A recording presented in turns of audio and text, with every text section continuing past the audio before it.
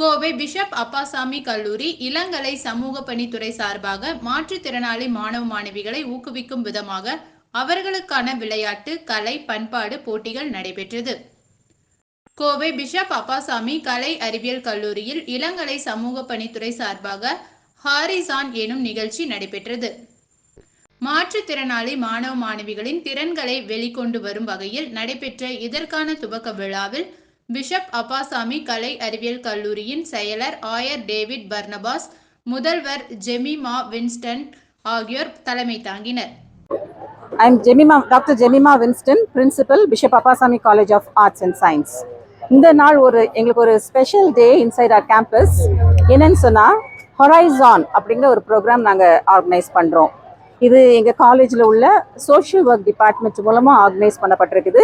நம்ம காலேஜில் 9 கோர்சஸ் எல்லாம் PhD கோர்சஸ் எல்லாமே இருக்குது. இந்த சோஷியல் ஒர்க் டிபார்ட்மெண்ட்டோட ஸ்பெஷாலிட்டி என்னன்னு சொன்னால், they work for the society to bring transformation in the society.